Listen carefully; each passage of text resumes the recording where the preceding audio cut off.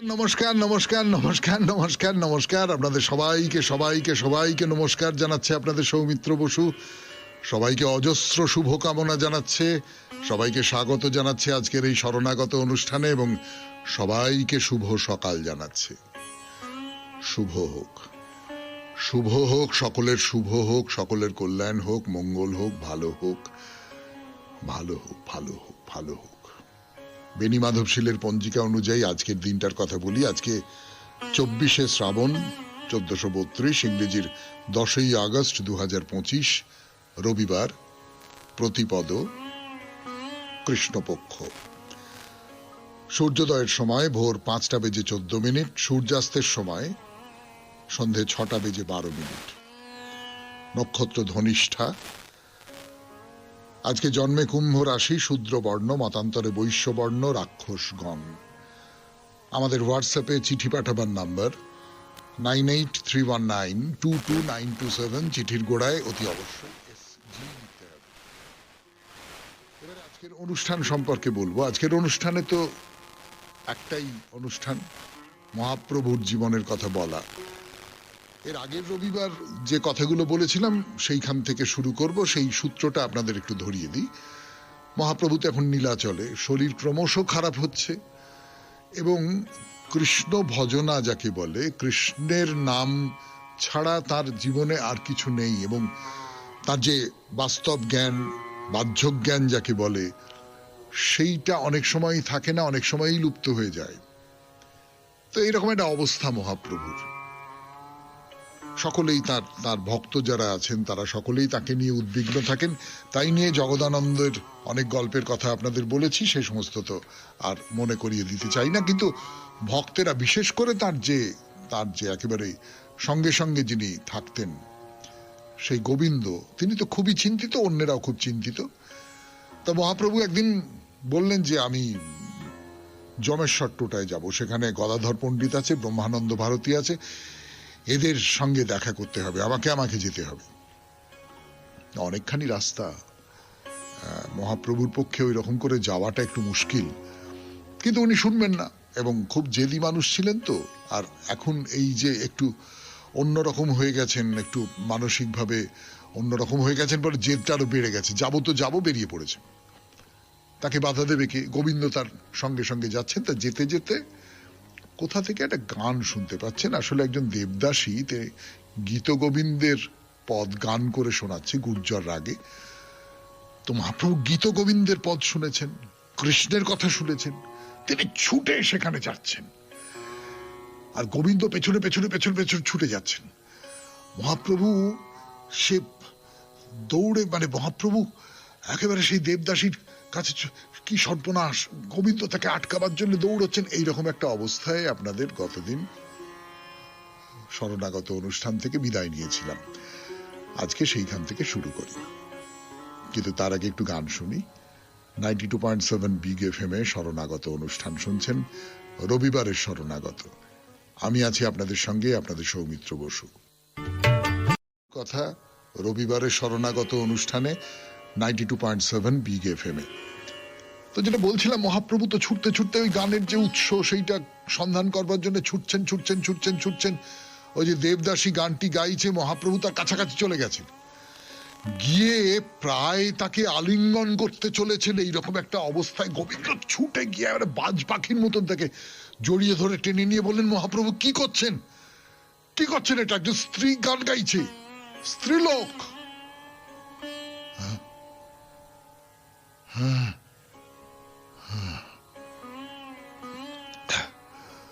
এই স্ত্রীলোক শব্দটা শুনে মহাপ্রভুর যেন এই যে ঘোরটা সেটা কেটে যাচ্ছে, বাস্তব জমিতে ফিরে আসছেন তিনি। স্ত্রীলোক, সন্ন্যাসীর পক্ষে স্ত্রীলোকের সংসর্গ করা মহাপাপ। মহাপ্রভু তাই করতে যাচ্ছিলেন। বাহ্য জ্ঞান আস্তে আস্তে ফিরে এসেছে, ভাবের আবেশ খানিকটা শিথিল হয়েছে। তিনি থমকে দাঁড়িয়ে গেলেন, তারপর ফিরে যাচ্ছেন। ফিরে যেতে যেতে গোবিন্দকে বলছেন যে, গোবিন্দ, গোবিন্দ, আজ তুমি আমার জীবন রক্ষা করেছো গোবিন্দ, স্ত্রী অঙ্গ স্পর্শ করলে আমার মৃত্যু হতো। তো সত্যি সত্যি এটা মহাপ্রভু বললেন গোবিন্দকে যে স্ত্রী অঙ্গ স্পর্শ করলে আমার মৃত্যু হতো। একজন আশ্রমিক সন্ন্যাসী তিনি যদি স্ত্রী অঙ্গ স্পর্শ করেন সেটা মৃত্যুর সমতুল্য। গোবিন্দকে বললেন যে গোবিন্দ, তোমার এই ঋণ আমি কোনোদিন শোধ করতে পারবো না। তা গোবিন্দ বললেন, ছি ছি ছি ছি ছি ছি প্রভু, এইরকম কথা তুমি আর বলো না। আমি কে? আমার কতটুকু সাধ্য? স্বয়ং প্রভু জগন্নাথ তোমাকে রক্ষা করেছেন, আমি কোন ছাড়? তো মহাপ্রভু বললেন, না, তোমাকে আমি আরো বড় দায়িত্ব দিচ্ছি গোবিন্দ। তুমি সব সময় আমার কাছে কাছে থাকবে, আর আমাকে রক্ষা করবার জন্য যা যা কিছু করা দরকার সেই সমস্ত কিছু তুমি করবে। এই দায়িত্বটা তোমাকে আমি দিলাম। তো সেদিন মহাপ্রভুর আর ওই যেখানে যাবেন বলে ঠিক করেছিলেন যমেশ্বর টোটা, সেখানে যাওয়া হলো না। গোবিন্দ বললেন যে আপনি ঘরে চলুন, ঘরে চলো বলে তাকে নিয়ে নিজের ঘরে ফিরিয়ে নিয়ে এলেন।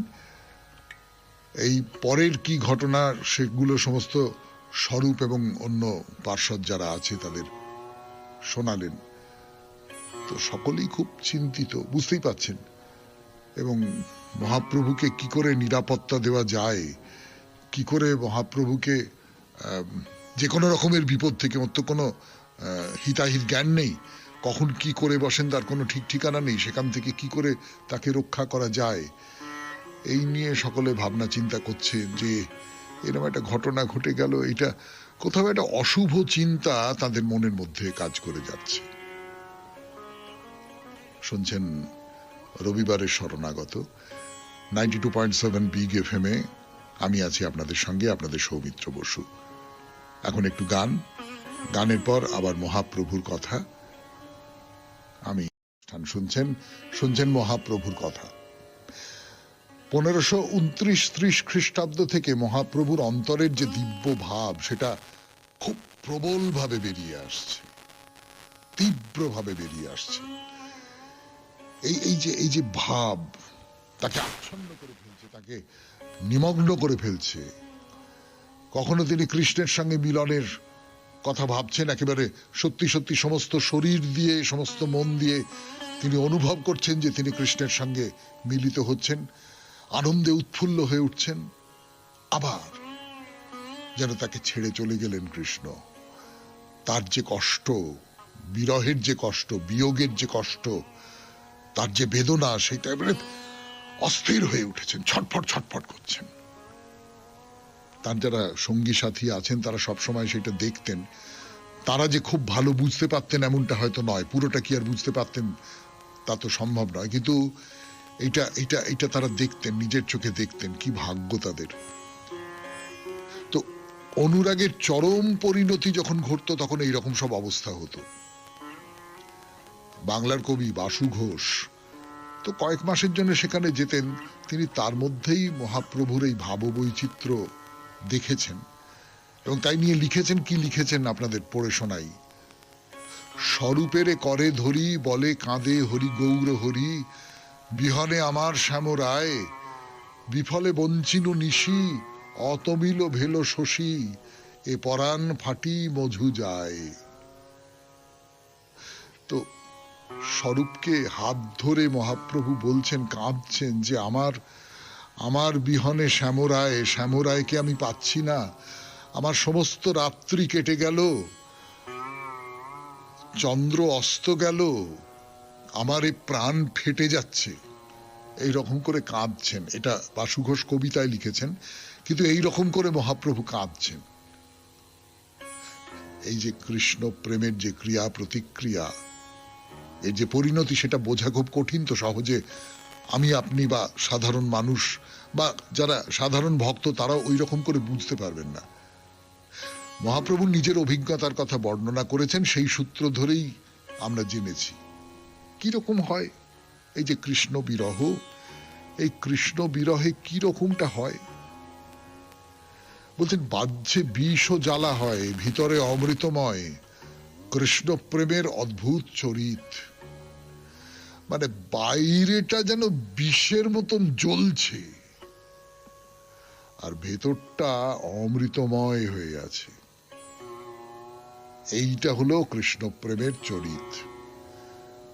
যে কোনো প্রগাঢ় প্রেম, সত্যিকারের প্রেম, সেই প্রেমে বাইরের দিক থেকে কত কষ্ট ভেবে দেখুন। তাকে পাচ্ছি না, তাকে দেখতে পাচ্ছি না, তার স্পর্শ পাচ্ছি না, তার সঙ্গ পাচ্ছি না, তার জন্য কষ্ট। কিন্তু এই যে আমি তাকে ভালোবাসি, এই যে ভালোবাসাটা আমার ভেতরে জন্মেছে, সেই ভালোবাসাটা পল্লবিত হয়ে উঠেছে, সেই ভালোবাসার জন্য একটা আনন্দ, অমৃতের মতন আনন্দ। 92.7 বিগ এফএম এ শরণাগত অনুষ্ঠান শুনছেন। রবিবারের শরণাগত মহাপ্রভুর কথা। গানের পর ফিরে আসছি আরো কথা বলবার জন্য। বিগ এফএম এ শুনছেন রবিবারের শরণাগত, মহাপ্রভুর শরণাগত। তো রায় রামানন্দ, স্বরূপ, এইরকম যারা ছিলেন, যে মহাপ্রভুর খুব কাছাকাছি থাকেন, খুব ঘনিষ্ঠতম মানুষ, এবং খুব মানে এমনি যে কোনো মানুষের মতন নয়, তাদের যে চেতনা, তাদের যে বোধ, তাদের যে মনন, সেইগুলো খুব উন্নত। মহাপ্রভুর মতো নিশ্চয়ই নয়, কিন্তু খুব উন্নত। তো তারা খুব কাছ থেকে মহাপ্রভুকে দেখছেন। তো দেখে তারা যেটা বুঝতে পেরেছেন সেটা হচ্ছে যে কৃষ্ণ এবং রাধার ঘনীভূত যুগল রূপেই শ্রীকৃষ্ণ চৈতন্যদেব জগতে আবির্ভূত হয়েছেন।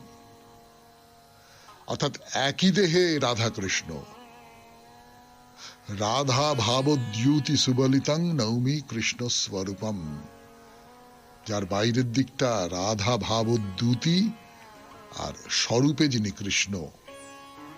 তার মানেটা কি? কৃষ্ণের মনে হলো আমি রাধাকে ভালোবাসি, রাধা আমাকে ভালোবাসে। সেই ভালোবাসা ভক্তির মতন ভালোবাসা। তো এই ভালোবাসাটা কিরকম সেটা তো আমি বুঝতে পারছি না। আমি তাকে ভালোবাসি, এটা কেমন করে ভালোবাসি, কি হচ্ছে না হচ্ছে মনের মধ্যে, সেইটা আমি অনুভব করতে পারি। কিন্তু যে আমাকে ভালোবাসে তার মনের মধ্যে কি হচ্ছে সেটা তো আমি বুঝতে পারছি না। সেইটা আমি কেমন করে বুঝবো? সেইটা বোঝবার জন্য আমার খুব আগ্রহ, খুব আকাঙ্ক্ষা হলো। তখন কৃষ্ণ অবতীর্ণ হলেন একই দেহে রাধা কৃষ্ণ হয়ে। অর্থাৎ রাধা রূপে তিনি কৃষ্ণের ভজনা করছেন, কৃষ্ণকে ভালোবাসছেন, এবং সেই ভালোবাসা তিনি অনুভব করছেন যে আচ্ছা, রাধার ভালোবাসাটা তাহলে এই রকম, কৃষ্ণের ভালোবাসাটা তাহলে এই রকম। একই সঙ্গে তিনি দুজনের ভালোবাসাকে অনুভব করছেন।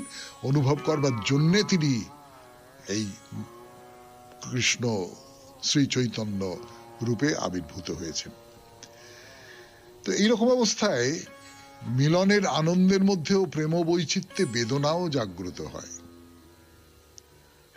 মহাপ্রভুর যারা নিত্য সঙ্গী ছিলেন, তার মধ্যে মহাপ্রভুর মধ্যে এইরকম সব বিশিষ্টতা অনুভব করতে পারছেন। কিন্তু এগুলো ঠিক করে বুঝতে পারা তো খুব কঠিন। এগুলো ঠিক করে অনুভব করা, তার বিচার করা, তার মূল্যায়ন করা, সেইটা তো খুব কঠিন। আপনাদের আমি রঘুনাথ দাসের কথা বলেছিলাম। রঘুনাথ দাস সব সময় মহাপ্রভুর সঙ্গে সঙ্গে থাকতেন, তার সেবা করতেন। মহাপ্রভু তাকে কৃপা করেছিলেন, তাকে পছন্দ করতেন। তো তিনি মহাপ্রভুর ভেতরে যে প্রেম বৈচিত্র্য প্রকাশিত হচ্ছে, তার যে বিকাশ, সেইটা নিজে লিখে গেছেন। তিনি মহাপ্রভুর জীবনে যে সমস্ত অলৌকিক ঘটনা ঘটেছে সেইগুলো তার মর্ম উদ্ধার করে তার গৌরাঙ্গ স্তব গ্রন্থে সেসব কথা বলেছেন। শুনছেন রবিবারের শরণাগত 92.7 বিগ এফএম এ। আমি আছি আপনাদের সঙ্গে, আপনাদের সৌমিত্র বসু।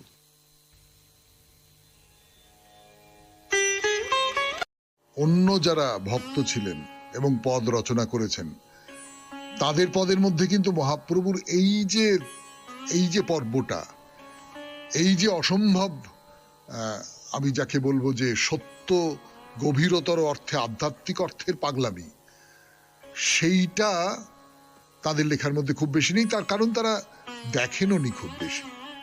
তারা ওই রথযাত্রার সময় দল বেঁধে আসতেন, নীলাচলে কিছুদিন থাকতেন, তারপর চলে যেতেন।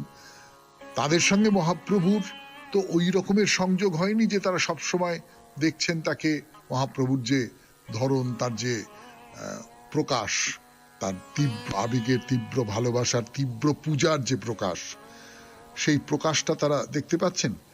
কিন্তু রঘুনাথ দাসের লেখায় তার খানিক খানিক পাওয়া যায়। মানে এইটা যিনি দেখেছেন, প্রত্যক্ষদর্শী, তিনিই তো এইটা ঠিক ঠিক করে বলতে পারবেন। আর অনুমান করে যদি বলতে হয়, তার মধ্যে নিজের মনের কথা মিশে যায়, নিজের কল্পনা মিশে যায়, নিজের অনুমান মিশে যায়, মিশে গিয়ে সেটা ঠিক ঠিক থাকে না, খানিকটা অশুদ্ধ হয়ে যায়, খানিকটা বিকৃত হয়ে যায়। কৃষ্ণদাস কবিরাজ, যাকে অন্যতম শ্রেষ্ঠ চৈতন্য ভক্ত বলা যায়, এবং যার লেখা শ্রী শ্রী চৈতন্য চরিতামৃত কাব্য, সেটা মহাপ্রভুর শ্রেষ্ঠ জীবনী কাব্য। শ্রেষ্ঠ জীবনী কাব্য এই কারণে যে এখানে কেবলমাত্র মহাপ্রভুর জীবন কথা বলা হয়নি, সেই সঙ্গে সঙ্গে মহাপ্রভুর যে দর্শন, সেই দর্শন সম্পর্কে বিস্তারিত আলোচনা করা হয়েছে। শ্রী শ্রী চৈতন্য চরিতামৃত কিন্তু গৌড়ীয় দর্শনের একটি গ্রন্থ। তো যাই হোক, সেই কৃষ্ণদাস কবিরাজও এই নিয়ে তিনি খুব একটা কোনো কথা টথা বলেননি, যে মহাপ্রভুর এই যে ভাব, এই ভাব নিয়ে কোনো কথা বলেননি। তিনি স্বরূপের কর্চা পড়ে এবং রঘুনাথ দাস, সনাতন গোস্বামী এদের মুখে শুনে মহাপ্রভুর যে গম্ভীরা লীলা তার কথা বলেছেন, যে প্রভুর বিরহোন্মাদ ভাব গম্ভীর, বুঝিতে না পারে কেহ যদ্যপি হয় ধীর। এই বুঝতে পারা খুব মুশকিল। এবং তিনি বলছেন যে কহিবার কথা নহে, কহিলে কেহ না বুঝয়ে, হেন চিত্র চৈতন্যের রঙ্গ, সেই সে বুঝিতে পারে চৈতন্যের কৃপা যারে, হয় তার দাসানুদাস সঙ্গ। অর্থাৎ এমনি লোক এইগুলো বুঝতে পারবে না। আপনারা, মানে আমার বলতে বলতে মনে পড়ে গেল একটা কথা, সেইটা আমি বলে ফেলি আপনাদের। সেটা হচ্ছে, রামকৃষ্ণ পরমহংসদেবকে প্রথম যখন গিরিশচন্দ্র দেখেন, তার সমাধিস্থ অবস্থায়, তার সমাধি হয়েছে সেই রকম অবস্থায় গিরিশচন্দ্র ঘোষ যখন প্রথম দেখেন, তখন বলেন যে এ ন্যাকামি হচ্ছে সমস্ত, না মাতাল নাকি, লোকটা মদফদ খেয়ে এসছে নাকি, এরম। অর্থাৎ বাইরের থেকে আমি যদি দেখি তাহলে কিন্তু ঠিক ঠিক করে বুঝতে পারবো না। মহাপ্রভুকে যদি দেখতে হয় তাহলে ওই গভীরভাবে দেখতে হবে, খুব নিকট থেকে দেখতে হবে। সেইটা বাংলার পার্শ্বদেরা ওই রকম করে দেখেননি। 92.7 বিগ FM এ শরণাগত অনুষ্ঠান শুনছেন, রবিবারের শরণাগত। ফিরে আসছি গানের পর। আর মহাপ্রভুর কথা, মহাপ্রভুর জীবনের শেষ কটি বছরের কথা বলছি আমরা, এবং জীবনের শেষ দিনগুলোতে বেশিরভাগ সময়টাই তিনি ওই প্রেম সমুদ্রের মধ্যে যেন ডুবে থাকতেন। সাধারণত ভাবের প্রভাবে উজ্জীবিত হয়ে উঠলে প্রেমের এই যে পরাকাষ্ঠা, তাতে হৃদয় অনুরাগ বিকশিত হয় এবং তার যে উৎকর্ষতা, সেটা মহাভাব জেগে ওঠে। মহাপ্রভুর মাঝে মাঝে এই মহাভাব হতো, এই মহাভাব হতো, এবং সেই মহাভাবের মধ্যে দিয়ে তিনি যে প্রেমের যে অমৃতময় রস, সেইটা আস্বাদন করতে পারতেন, এবং তখন তার কিরকম শরীর কিরকম একটা হয়ে যেত। এই মহাভাবের কথা বলি আপনাদের, একটা দুটো কথায় খুব সহজ করে বলবার চেষ্টা করি আমি যতটুকু বুঝি। প্রথম যেটা বলবার সেটা হচ্ছে রূঢ় ভাব। সেই ভাব সত্যগুণ জাতীয় আচরণে আবদ্ধ হয়ে পড়ে। মানে তোর চোখ দিয়ে জল পড়ছে, গায়ে কাঁটা দিয়ে উঠল, সমস্ত শরীর কাঁপছে থরথর থরথর করে, এইরকম সব দেখা দেয়। এটা একটা প্রথম অবস্থায় এইটা দেখা দেয়। যখন দ্বিতীয় ভাব আসে, তখন এই সমস্ত যে বিকার, অশ্রুপুলক কম্প, যেগুলোর কথা বললাম এই মাত্র, সেগুলো পার হয়ে যায়, এবং তখন একটা অদ্ভুত ব্যাপার সব তৈরি হয়। তাকে অধিরূঢ় ভাব বলা হয়। প্রথমটাকে বলা হয় রূঢ় ভাব, ওই অশ্রু কম্পন, পুলক ইত্যাদি ইত্যাদি। আর দ্বিতীয়টাকে বলা হয় অতিরূঢ় ভাব বা অধিরূঢ় ভাব। তাকে বৈষ্ণবরা বলেন মোদন। মোদনে একটা সাত্ত্বিক ভাব আসে এবং খুব আনন্দ হয়, হর্ষানুভূতি হয়। এই যে মহাভাব, এটা ওই হর্ষানুভূতি তৈরি করে মনের মধ্যে। এই যে মোদন অবস্থা যেটাকে বৈষ্ণবরা বলছেন, সেই অবস্থায় ভক্ত এই দিব্য প্রেমের যে রসমাধুরী সেটা পান করতে করতে একেবারে মত্ত হয়ে মদনে রূপান্তরিত হতে থাকেন। শুনছেন মহাপ্রভু শ্রী চৈতন্য দেবের জীবন কথা 92.7 বিগ এফএম এ শরণাগত অনুষ্ঠানে। ফিরে আসছি গানের পর। 92.7 বিগ এফএম এ শুনছেন শরণাগত, জীবনের সহজ পাঠ। এই যে মহাভাব যেটা মহাপ্রভুর মধ্যে জাগছে, তার কতগুলো ধাপ আছে, সেই ধাপগুলোর কথা বলছিলাম। যে মদনে রূপান্তরিত হয় ভক্ত এই দিব্য প্রেমের রসমাধুরী পান করতে করতে। মদন অবস্থায় কখনো কখনো সাত্ত্বিক ভাবের বিকাশ প্রাপ্ত হয় এবং কখনো বিরহ দশায় আক্রান্ত হয়ে মোহন হয়ে ওঠে। এই বৃন্দাবনের যে গোপীরা অসহ্য দুঃখ কষ্ট সহ্য করলো কৃষ্ণ সুখ কামনা করে, তারপরে দিব্যোন্মাদ অবস্থায় গিয়ে পৌঁছত। তাই মাদনাক্ষ মহাভাবে মত্ততা থাকে। কৃষ্ণের সঙ্গে মিলনে যাবতীয় যে আনন্দ বৈচিত্র্য যা জন্মায়, তাই মহাভাবের মধ্যে দিয়ে প্রকাশ পায়। শ্রীরাধার মধ্যে যে ভাবগুলো প্রকাশ পেত, সেই ভাব চৈতন্যদেবের মধ্যেও প্রকাশ পাচ্ছে। চৈতন্যদেব রাধা ভাবে একেবারে মগ্ন হয়ে আছেন, তিনি রাধা হয়ে গেছেন। এবং এই চৈতন্যদেব এই যে রাধা ভাব, এই যে দিব্য ভাব, তাতে একেবারে আচ্ছন্ন হয়ে থেকে তিনি কৃষ্ণকে পাবার জন্য আকাঙ্ক্ষা করছেন, কৃষ্ণকে পাওয়ার জন্য পাগলের মতন করছেন। এইভাবে তিনি প্রেম মাধুর্যের যে রস, সেই রস আস্বাদন করতেন। এই কৃষ্ণপ্রেম রস, শ্রীরাধার মহাভাব অবলম্বনে কৃষ্ণপ্রেম রস আস্বাদন, এইটাকে মাথায় রেখে মহাপ্রভু যে গৌড়ীয় বৈষ্ণব ভাব, সেইটার কথা বলেছেন। মহাপ্রভু প্রেম সুখ উপভোগ করতে করতে যখন এই মিলনের অবস্থা থেকে বিচ্ছিন্ন হয়ে পড়তেন, তখন এই বিচ্ছেদের কারণে ভেতরে খুব কষ্ট হতো, মনের ভেতরটা যেন বিষের জ্বালা অনুভব করতেন। এবং সেই অবস্থা যখন ক্রমশ বাড়ছে, তখন তিনি রাধার মতো, সেটাকে বলে অধিরূঢ় ভাবদশা, তার মধ্যে পড়ে যেতেন। সেটা কিরকম আমি পদ্যে বলি আপনাদের। রাধিকার ভাব জয়ছে উদ্ধব দর্শনে, সেইভাবে মহাপ্রভু রহে রাত্রি দিনে। উদ্ধব দর্শনে জয়ছে রাধার বিলাপ, ক্রমে ক্রমে হইল প্রভুর সে উন্মাদ বিলাপ। মানে উদ্ধবকে দেখে, কৃষ্ণের কাছ থেকে উদ্ধব এসেছেন, উদ্ধবকে দেখে রাধার মনে যা যা হয়েছে, তার প্রকাশ যে যেভাবে ঘটেছে, মহাপ্রভুর মধ্যেও সেই রকম সব ভাবের প্রকাশ দেখা দিতে লাগলো। তো সেরকম মানে কি রকম করে ভাবের প্রকাশ ঘটছে। কৃষ্ণ বিরহে রাধা একেবারে উন্মাদ হয়ে উঠলে তার সমস্ত অঙ্গে নানান রকমের সমস্ত সাত্ত্বিক বিকার দেখা দিত। এই সাত্ত্বিক বিকারগুলো কি রকম বলবার জন্য ফিরে আসছি 92.7 বিগ এফএম এ রবিবারের শরণাগত অনুষ্ঠানে গানের পর।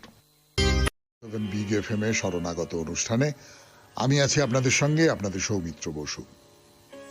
রাধার কি হতো, কৃষ্ণকে ভালোবেসে রাধার কি হতো? রাধা কথা বলতে পারতেন না, চোখ দিয়ে দরদর করে জল বয়ে যেত, ক্ষণে ক্ষণে মূর্ছিত হয়ে পড়তেন, কখনো কখনো প্রলাপ বকতেন। তো একদিন উদ্ধব রাধার দর্শনে এসেছেন, তাকে আর তার কাছে যেতে হলো না, দূর থেকে দাঁড়িয়েই রাধার যে প্রলাপ উক্তি শুনতে পাচ্ছেন। সখী কাননে কোকিল ডাকছে, তুই ওকে ডাকতে নিষেধ কর। ওই যে কোকিলের ডাক, সেটা আমার কানে বজ্রের মতন আঘাত করছে। এই যে আকাশের চাঁদ যে আলো দিচ্ছে, তুই তাকে ঢেকে দে। এই চাঁদের আলো আমার দেহে পড়ে মনে হচ্ছে আমার সমস্ত শরীরে আগুন লেগে গেছে। উদ্ধব দূর থেকে শুনছেন। এইটা হচ্ছে কৃষ্ণের কথা ভেবে, কৃষ্ণের বিরহে রাধার মনোভাব। যে কোকিলের ডাকও মনে হচ্ছে যে সহ্য করতে পারছি না, বজ্রপাতের মতো লাগছে। চাঁদের কিরণ গায়ে পড়লে মনে হচ্ছে গায়ে আগুন লাগিয়ে দিয়েছে, এই রকম। এটা মহাভাব, মাদনাক্ষ মহাভাবে আক্রান্ত হয়ে এই সমস্ত প্রলাপ বকছেন। তো চৈতন্যদেবের মনের ভেতরেও যখন নানান ভাবে বিকাশ হতো, তখন এইরকম সব, তার মধ্যেও মহাপ্রভুর এই ধরনের সমস্ত প্রলাপ যাকে বলে, সেই প্রলাপ বাক্য উচ্চারিত হতো। তো বলছিলাম মাদনাক্ষের কথা। মাদনাক্ষ দুটো রাস্তা দিয়ে বিস্তারিত হয়। একটা হতে পারে শরীরের যে অভিব্যক্তি, তার মধ্যে দিয়ে হতে পারে, তাকে বলে উদ্ঘূর্ণা। মানে চোখ দিয়ে জল পড়ছে, হাহাকার করে মাটিতে মাথা কুটছেন, অজ্ঞান হয়ে মূর্ছা যাচ্ছেন, এই রকম সব, এগুলোকে বলে উদ্ঘূর্ণা। আর 2 নম্বর যেটা, সেটা হচ্ছে বাচিক অভিব্যক্তির মধ্যে দিয়ে, তাকে বলে চিত্রজল্প। তবে প্রেমের উৎকর্ষতায় অনুরাগের উন্মেষ হলে আর সেটা নিয়মের বশীভূত থাকে না, সেটা আপন গতিতে এগিয়ে যায়। তখন যে শরীর কি করবে, বাক কি করবে, সেসব কিছুই বুঝতে পারা যায় না। এবং তখন প্রেম বৈচিত্র্যের সৃষ্টি হয়। মিলনের মধ্যেও কোথাও বিরহের ভাব অনুভব করা যায়। প্রেমিক যদি কাছেও থাকে, তাহলেও এক ধরনের বিরহের অনুভব মনের মধ্যে জাগে। এবং ভালোবাসার, অনুরাগের এই যে অদ্ভুত লীলা, যে সে আমার কাছে আছে কিন্তু পুরোটা কাছে নেই, পুরোটা আমি তাকে যেন পাচ্ছি না, কোথাও একটা বিরহ আছে। এই যে বোধটা, এই যে আনন্দ, যার মধ্যে বেদনা মিশে আছে, বিরহ মিশে আছে, সেইটা কৃষ্ণের খুব প্রিয়। শুনছেন রবিবারের শরণাগত 92.7 বিগ এফএম এ। আমি আছি আপনাদের সঙ্গে, আপনাদের সৌমিত্র বসু। মহাপ্রভুর কথা বলছি, আরো বলবো গানের পর। মহাপ্রভুর কথায় 92.7 বিগ এফএম এ শরণাগত অনুষ্ঠান শুনছেন। আমি আছি আপনাদের সঙ্গে, আপনাদের সৌমিত্র বসু। আমরা মহাপ্রভুর জীবনের কথা বলতে বলতে খানিকটা তত্ত্বের আলোচনায় চলে এসেছি, মহাভাবের কথা বলেছি। এবং আমরা বলেছি যে শ্রীরাধার যে ভাব ছিল, তার সঙ্গে মহাপ্রভুর ভাবকে মিলিয়ে দেখা যেতে পারে। তো এইরকম চলছে। একদিন রাত তখন বেশ গভীর, মহাপ্রভু শয্যায় শুয়ে আছেন, দিব্যভাবে আবিষ্ট হয়ে। চোখে ঘুম নেই, তন্দ্রাচ্ছন্ন অবস্থায় স্বপ্নের ঘোরে দেখছেন যে তিনি বৃন্দাবনের রাসস্থলীতে মঞ্জরী রূপে দাঁড়িয়ে থেকে রাধাকৃষ্ণের লাল রাসলীলা দেখছেন। সামনেই কৃষ্ণ। কৃষ্ণকে দেখে তিনি ভাবছেন কি অপূর্ব মূর্তি, রূপের ছটা যেন চারদিকে ছড়িয়ে পড়েছে। পরনে পীতবাস, গলায় বনমালা, মুখে মুরলী, ত্রিভঙ্গ ঠামে দাঁড়িয়ে আছেন। কেমন করে তাকিয়ে রয়েছেন তার সখীদের দিকে, গোপীদের দিকে। সেই 2 চোখ থেকে যেন প্রেমের অমৃত ঝরে ঝরে পড়ছে। মুখে স্মিত হাসি, যেন মদন মোহনকেও হার মানায়। মহাপ্রভু দেখছেন তন্দ্রার ঘোরে যে শ্রীরাধাকে পাশে নিয়ে তিনি বাঁশি বাজাতে বাজাতে নৃত্য শুরু করলেন। তাই গোপীরা, সখীরা তাকে চারপাশ থেকে মণ্ডলা আকারে ঘিরে রয়েছেন এবং ওই যে বাঁশিটা বাজানো হচ্ছে, তার তালে তালে খুব ধীর লয়ে নৃত্য করছেন। চন্দ্রাবলীও সেখানে নাচছেন, তবে পাছে কৃষ্ণের পায়ে তার পা লেগে যায় সেই জন্য সতর্ক হয়ে আছেন। এটা মহাপ্রভু দেখছেন। দেখতে দেখতে দেখতে দেখতে তার সমস্ত শরীর রোমাঞ্চিত হয়ে উঠছে, তন্দ্রার মধ্যে দেখছেন, কিন্তু আর আপন মনেই বলছেন, আমি আমি কৃষ্ণকে বৃন্দাবনে পেলাম, আমি কৃষ্ণকে বৃন্দাবনে পেলাম, বৃন্দাবনে কৃষ্ণকে পেলাম গো, কৃষ্ণ দর্শন করলাম আমি। আর ঘুম এলো না, সারা রাত আবার কখন দর্শন হবে, কখন দর্শন হবে, সত্য দর্শন হবে, স্বপ্নের মধ্যে দর্শন নয়, এই ভাবতে ভাবতে ভাবতে ভাবতে সমস্ত রাত পার হয়ে গেল। ভোরবেলা, উষাকাল, জগন্নাথ দেবের মন্দির থেকে পানি শঙ্খধ্বনি ভেসে এলো, কিন্তু মহাপ্রভু শয্যা ত্যাগ করলেন না, তিনি শুয়ে আছেন। কি হলো? গোবিন্দর মনে প্রথম সংশয় জাগলো, এরকমটা তো হয় না কখনো। মহাপ্রভু উষাকালে জগন্নাথ দেবের মন্দির থেকে আহ্বান শোনা যাচ্ছে, তিনি উঠে বসলেন না, এটা তো কখনো হয় না। এসব ক্ষেত্রে কি হয়? শরীরটা ভালো যাচ্ছে না, তার উপর উঠলেন না, বুকের মধ্যে ধকপক ধকপক ধকপক ধকপক করছে, তো কি দেখবো, গিয়ে কি দেখবো, এরকম অভ্যাসচ্যুতি তো হয় না কখনো। তো কাছে গিয়ে ডাকলেন, প্রভু প্রভু। হ্যাঁ, মহাপ্রভু উঠে বসলেন, কিন্তু তখনও পর্যন্ত শয্যা ত্যাগ করলেন না। তো গোবিন্দ দেখেই বুঝতে পারলেন যে তার দেহে, সমস্ত দেহে ওই যাকে বলে ঘুম জড়িয়ে রয়েছে, হয়তো সারা রাত ঘুম হয়নি। তো গোবিন্দ খুব ভালো করে দেখলেন যে খুব ক্লান্ত লাগছে মহাপ্রভুকে, খুব ক্লান্ত লাগছে। তো মহাপ্রভু হঠাৎ তাকে প্রশ্ন করলেন, আচ্ছা গোবিন্দ, আমি কি তাহলে স্বপ্ন দেখছিলাম? 92.7 বিগ এফএম এ শরণাগত অনুষ্ঠান, মহাপ্রভুর কথা, গানের পর শেষ পর্যায়ে আজকের মতো শেষ করে ফিরে এলাম 92.7 বিগ এফএম এ রবিবারের শরণাগত অনুষ্ঠানে। মহাপ্রভু সারা রাত ধরে স্বপ্ন দেখেছেন, সেই স্বপ্ন তাকে ঘুমোতে দেয়নি, তার সমস্ত শরীরে ক্লান্তির, রাত্রি জাগরণের ছাপ সুস্পষ্ট। মহাপ্রভু এই রাসস্থলীর যে দৃশ্য, সেইটা দেখে এই স্মৃতির বিভাবে একেবারে বিভোর হয়েছিলেন। তার মন খুব ছটফট করছে, আবার কখন দর্শন করতে পারবো, আবার কখন কৃষ্ণকে দর্শন করতে পারবো, তাকে রাসলীলা করতে দেখতে পাবো, কখন কখন।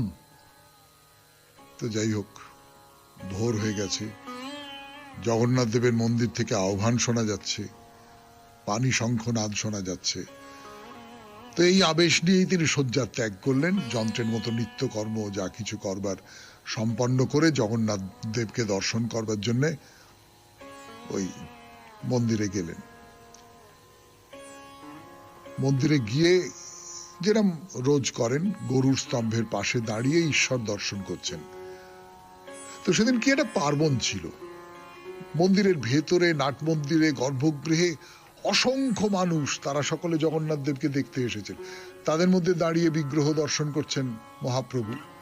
সামনে দিয়ে লোক চলে যাচ্ছে, সামনে কেউ হয়তো উঁচু করে তাকাচ্ছে, মহাপ্রভুর দর্শন বিঘ্নিত হচ্ছে, ভালো করে দেখতে পাচ্ছেন না। আর তাছাড়া তখনও পর্যন্ত মন্দিরের ভেতরে অন্ধকার, অল্প প্রদীপের আলো, ভালো করে দেখতে না পেরে ভেতরে ভেতরে ভেতরে ভেতরে উতলা হয়ে উঠছেন তিনি। হঠাৎ হঠাৎ তার মধ্যে যেন সমস্ত চোখ জ্বলে উঠল, সমস্ত শরীর কম্পিত হতে লাগলো। তিনি যেন বিগ্রহ দর্শন করছেন সত্যি সত্যি, সামনে কোনো বাধা নেই, কেউ এসে সামনে দাঁড়াচ্ছে না, কেউ এসে তার চোখকে আড়াল করে দিচ্ছে না। তার চোখে মুখে সমস্ত শরীরে তৃপ্তির আভাস ফুটে উঠেছে। তার মনে পড়ে যাচ্ছে গত রাতে স্বপ্নে দেখা শ্রীকৃষ্ণের রূপ, শ্রীকৃষ্ণের রাসলীলা। তাকিয়ে আছেন, শ্রীকৃষ্ণ সামনে রয়েছেন। সুখের আতিশয্যে নিজের যে আত্মস্মৃতি বিলুপ্ত হয়ে গেল, তিনি সামনে তিন বিগ্রহের মধ্যে বলরাম সুভদ্রাকে দেখতে পাচ্ছেন না, দেখছেন বেদির ওপরে রয়েছেন শুধু কৃষ্ণ, কৃষ্ণ, শ্যামসুন্দর কৃষ্ণ। মনে হচ্ছে বৃন্দাবনের কুণ্ডের ধারে সখীদের পাশে থেকে তিনি যেন রাধা কৃষ্ণের যুগল নৃত্য রাস দর্শন দেখছেন। গতকাল রাত্রে যেটা দেখেছিলেন এখন সেইটা দেখছেন মন্দিরের মধ্যে দাঁড়িয়ে। আজ এই পর্যন্তই থাক। 92.7 বিগ এফএম এ শরণাগত অনুষ্ঠানে আজকের মতো সৌমিত্র বসুর বিদায়। আমাদের হোয়াটসঅ্যাপে চিঠি পাঠাবার নাম্বার 9831922927। চিঠির গোড়ায় অতি অবশ্যই SG লিখতে হবে। তাহলে সবাই খুব ভালো থাকবেন, আনন্দে থাকবেন। নমস্কার, নমস্কার, নমস্কার, নমস্কার, নমস্কার, নমস্কার। আপনাদের সবাইকে সবাইকে সবাইকে নমস্কার জানাচ্ছে আপনাদের সৌমিত্র বসু। সবাইকে অজস্র শুভকামনা জানাচ্ছে, সবাইকে স্বাগত জানাচ্ছে আজকের এই শরণাগত অনুষ্ঠানে এবং সবাইকে শুভ সকাল জানাচ্ছে। শুভ হোক, শুভ হোক, সকলের শুভ হোক, সকলের কল্যাণ হোক, মঙ্গল হোক, ভালো হোক, ভালো হোক, ভালো হোক, ভালো হোক। বেনি মাধবশীলের পঞ্জিকা অনুযায়ী আজকের দিনটার কথা বলি। আজকে 24শে শ্রাবণ 1432, ইংরেজির 10ই আগস্ট 2025, রবিবার, প্রতিপদ, কৃষ্ণপক্ষ। সূর্যোদয়ের সময় ভোর 5:14, সূর্যাস্তের সময় সন্ধে 6:12। নক্ষত্র ধনিষ্ঠা। আজকে জন্মে কুম্ভ রাশি, শূদ্র বর্ণ, মতান্তরে বৈশ্য বর্ণ, রাক্ষসগণ।